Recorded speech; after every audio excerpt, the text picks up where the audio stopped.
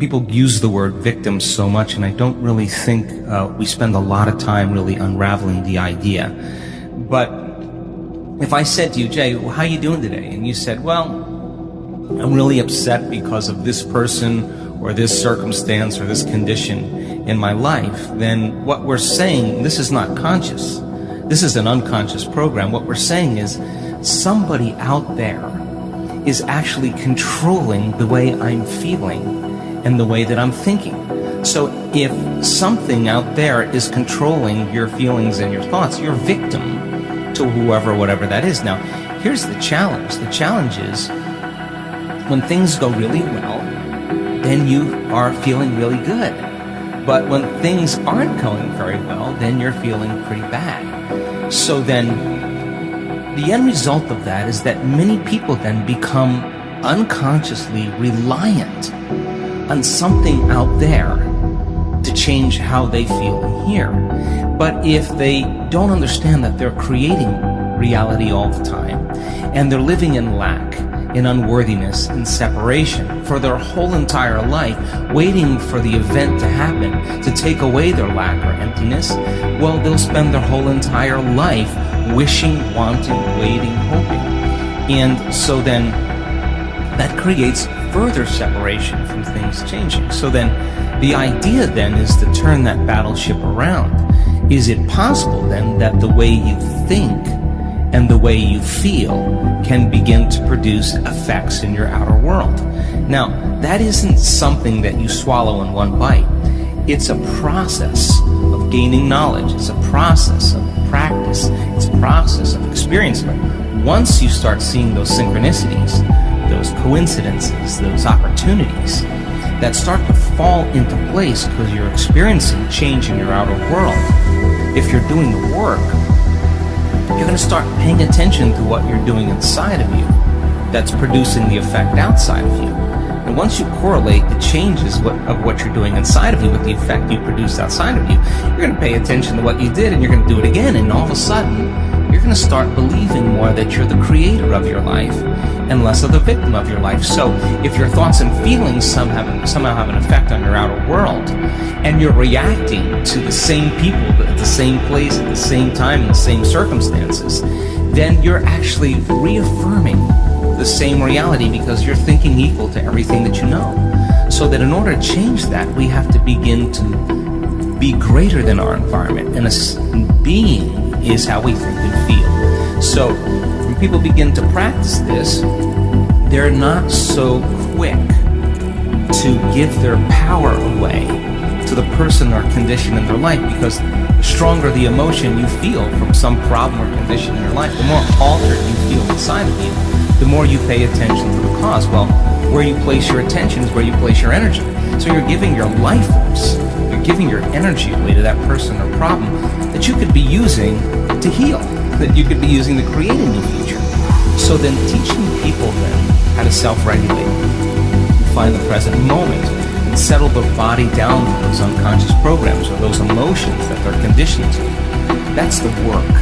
And so then when you start lowering the volume of those emotions and you're doing the work and mastering yourself in some way, as you begin to change your emotional state, you're not going to be thinking about that person or problem, and you're going to begin to take your power back. And it literally begins to build a person's own electromagnetic field. Now, they have energy to heal. They have energy to create a new future. If you want to create a new life, a new personal reality, you got to change your personality, which means you better start thinking about what you've been thinking about and changing.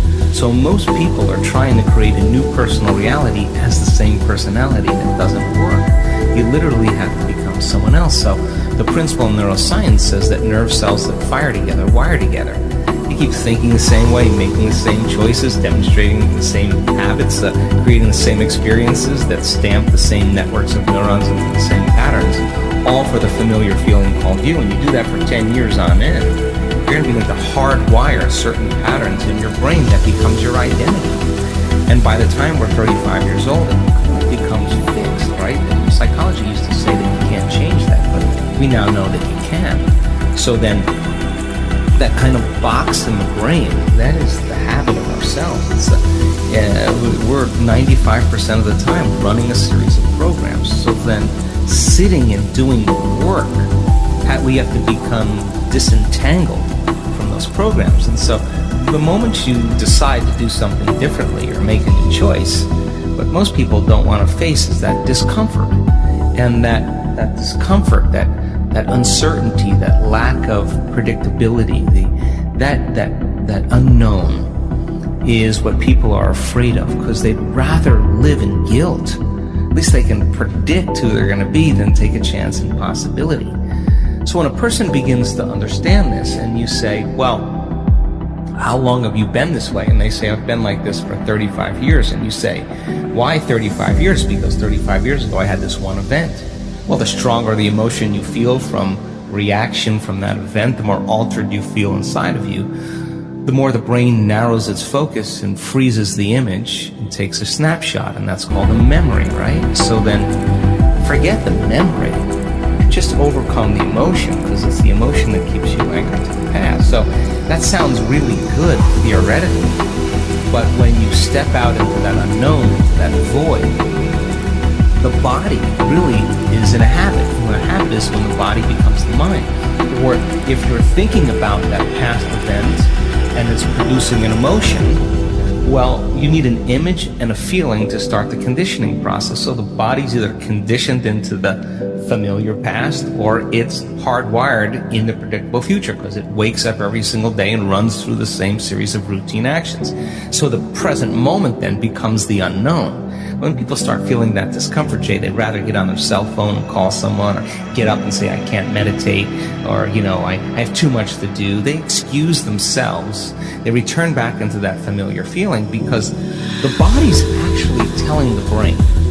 The habit is when the body becomes the mind. So the body's stepping out into the unknown and says, ooh, I'd rather feel guilty, I'd rather feel unhappy than be in this discomfort. So then, at least then, when they return back to that familiar feeling, then they feel safe. So they step out in the unknown, and the body starts influencing the mind, saying, start tomorrow, you're too busy, it's your mother's fault, it's your culture's fault, I don't have enough money, this isn't going to work. Those are the programs in there that are standing in the way between you and your future. So then, nerve cells that no longer fire together no longer wire together. So the act of observing those states of mind and body means you're no longer the program. You're the consciousness observing that program. So then, to meditate, it means to become familiar with. So as you become familiar with those thoughts, you become conscious of how you speak, you become aware of how you act, you notice how you're feeling. The more conscious you become of those unconscious programs, the less unconscious you'll go in your waking day. Why? Because it's not enough to just have a great meditation, get up and get on the freeway and get in traffic and getting stressed.